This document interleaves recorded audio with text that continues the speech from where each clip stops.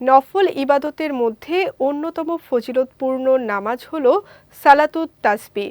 হাদিসে এই নামাজের বিশেষ মর্যাদার কথা উল্লেখ রয়েছে। মহানবী হজরত মুহাম্মদ সাল্লাল্লাহু আলাইহি ওয়াসাল্লাম উম্মতকে জীবনে অন্তত একবার হলেও এই নামাজ আদায়ের পরামর্শ দিয়েছেন, যা গুনাহ মাফের একটি গুরুত্বপূর্ণ আমল হিসেবে বিবেচিত। বিস্তারিত ডেস্ক রিপোর্টে। নফল ইবাদতের মধ্যে অত্যন্ত ফজিলতপূর্ণ একটি নামাজ হল সালাতুত তাসবিহ। সালাতুত তাসবিহ অর্থ তাসবিহ পাঠের নামাজ। হাদিসে এই নামাজের বিশেষ মর্যাদা ও ফজিলতের কথা উল্লেখ করা হয়েছে। রাসূলুল্লাহ সাল্লাল্লাহু আলাইহি ওয়াসাল্লাম তাঁর চাচা হযরত আব্বাস ইবনে আব্দুল মুত্তালিব রাদিয়াল্লাহু তাআলা আনহুকে এই নামাজ আদায়ের প্রতি বিশেষভাবে উৎসাহিত করেছিলেন। হযরত আব্দুল্লাহ ইবনে আব্বাস রাদিয়াল্লাহু তাআলা আনহু বর্ণনা করেন, একদিন রাসূলুল্লাহ সাল্লাল্লাহু আলাইহি ওয়াসাল্লাম তার চাচাকে বলেন, তিনি এমন একটি আমলের কথা জানাবেন যার মাধ্যমে আল্লাহ তাআলা অতীত ও ভবিষ্যতের নতুন ও পুরনো, ইচ্ছাকৃত ও অনিচ্ছাকৃত, ছোট ও বড় সব ধরনের গুনাহ ক্ষমা করে দিতে পারেন।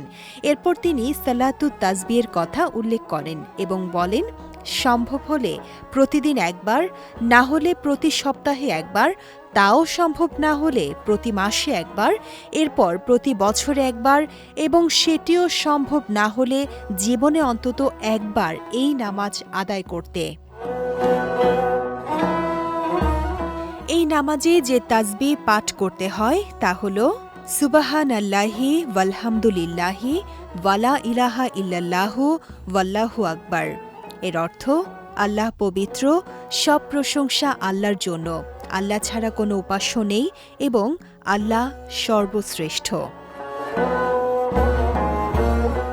সালাতুত তাসবিহ ৪ রাকাতের নামাজ। প্রতি রাকাতে সূরা ফাতিহার সঙ্গে অন্য একটি সূরা পড়তে হয়। তবে এই নামাজের বিশেষ বৈশিষ্ট্য হল প্রতিটি রাকাতে নির্দিষ্ট নিয়মে ৭৫ বার করে তাসবিহ পাঠ করতে হয়। ফলে ৪ রাকাতে মোট ৩০০ বার এই তাসবিহ পড়া হয়।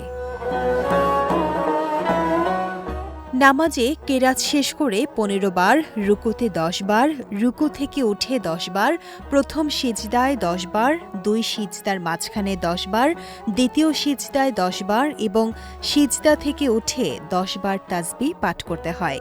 এভাবে প্রতি রাকাতে ৭৫ বার পূর্ণ হয়। আলেমদের মতে সালাতুত তাসবিহ আল্লাহর নৈকট্য লাভ, গুনাহ মাফের আশা এবং আত্মশুদ্ধির একটি গুরুত্বপূর্ণ নফল ইবাদত। তাই সুযোগ হলে জীবনে অন্তত একবার হলেও এই নামাজ আদায় করার চেষ্টা করা উচিত। বিজয় টিভি নিউজ ডেস্ক।